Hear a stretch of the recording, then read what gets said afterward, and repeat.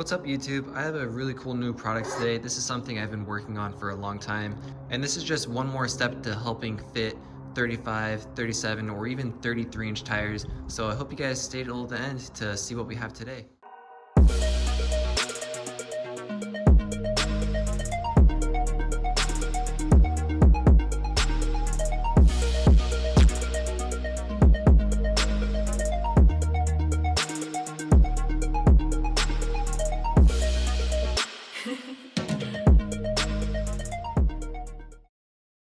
Okay, so I'm going to break this video down into a few parts. First, we're going to talk about what this is, why you would need it, and then we're going to go through a full installation on this. If you're like me, you're always upgrading to bigger tires. I used to have 33s, then I went to 35s, and now I'm on 37s, but one of the biggest problems with putting tires on these vehicles is the number of things you have to change to help get them to fit. Unfortunately, on our Toyotas, one of the biggest problems is the location of the factory washer box.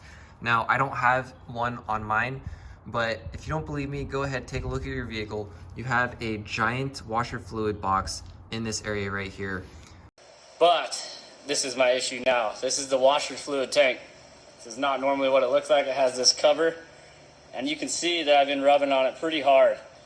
So before I cause a leak. At full lock and full bump, even with 33-inch tires, your tires will be contacting that box. And that's even more so with a 35 and a 37-inch tire. So eventually you're gonna realize that the factory washer fluid box is going to have to go. And another reason you might want to get rid of it is just how ugly it looks from the front.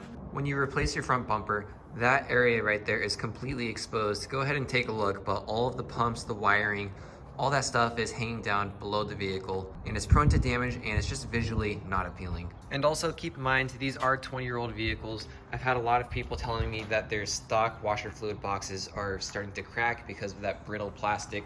Eventually you're gonna end up replacing and relocating that factory tank, and that's where this product comes into play. So this is a fully custom built washer fluid relocation tank for the 3rd gen 4Runner and 1st gen Tacomas. It's made out of 5052 aluminum, it's anodized, it has a custom billet 6061 aluminum cap on the top. The cool thing about this cap is you'll notice there's a tiny pinhole in the top of it, and that tiny little hole in the top leads to the vent on the bottom, and that allows the tank to equalize the pressure. So when water is leaving the tank, when you're using your windshield washer, then air will also be allowed to enter back in. And of course, when you buy one of these tanks, you get the custom bracket made to hold it in, as well as all of the mounting hardware.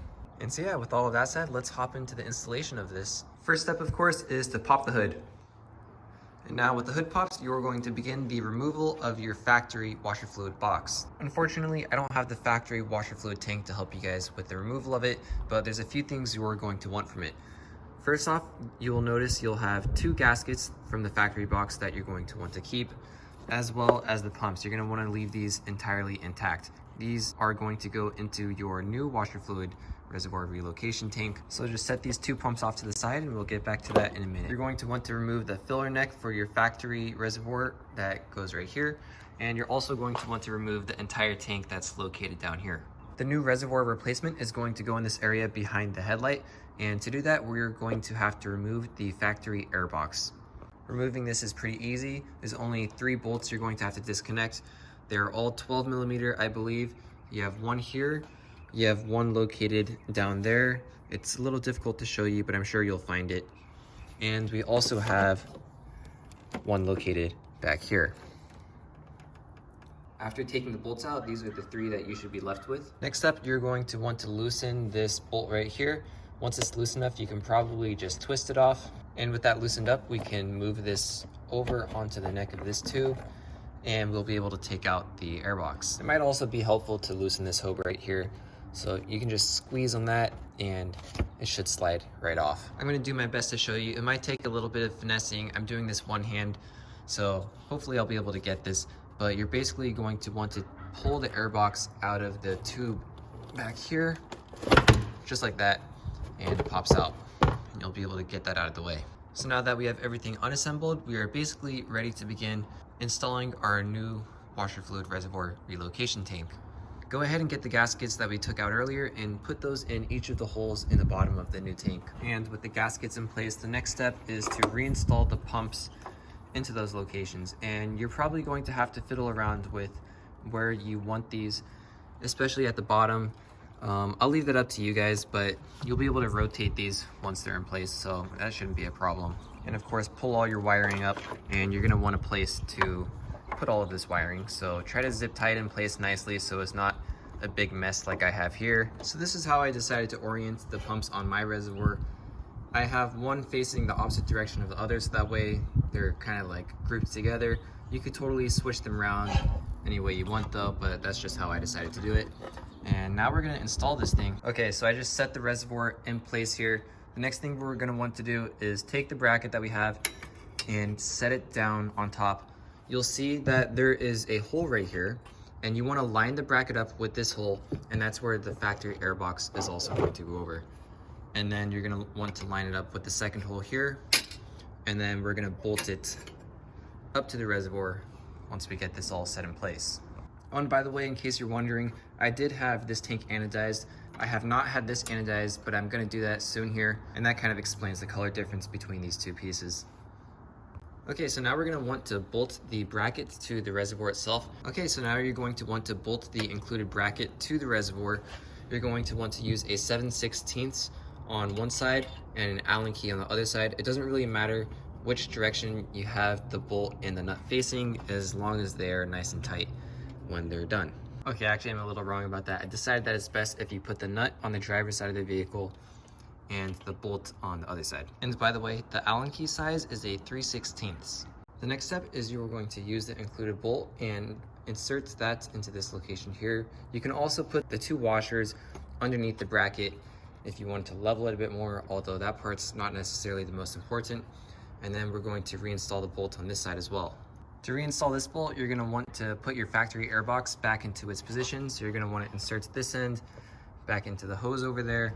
Okay, so this is what it looks like with the air box in place. If you're struggling to get the air box back in, just keep in mind there's a little spot down there that the air box needs to kind of settle into, and then you should be able to get it back into place.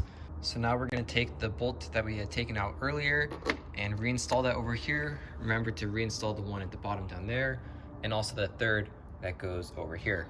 And by the way, yes, this does work with LED projector retrofits. I tried to squeeze as much room as possible so it comes right up to the edge of the rear end of the projector. So now we've got all those bolts tightened down. We tightened this one here, and this one, and the three on the air box. One of the last things we have to do is we're going to reinstall this thing over here, and also make sure that you reinstall this hose over here, and that's about it. Oh yeah, one thing I completely forgot to mention, I calculated how much fluid this reservoir holds. It holds about 2,130 milliliters, so a bit over 2 liters of fluid. Now, I don't actually have any window washer fluid on me right now, so I'm just gonna fill it up with the hose. And once you're done with that, remember to reinstall your cap on the top.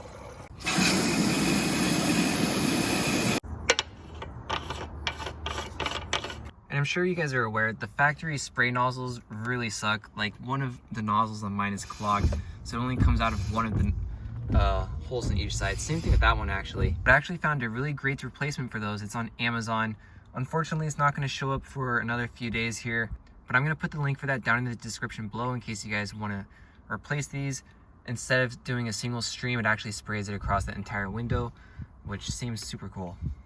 Other than that, that completes the install today, so I really hope you guys like this product. Make sure you guys hit that subscribe button. I'm working on a few other projects for these 4Runners as well. Hopefully in the future, I'll be making these for the 4th and the 5th gen 4Runners, and I have another couple of other projects that I'll be showing you guys soon. So thanks for watching, everyone.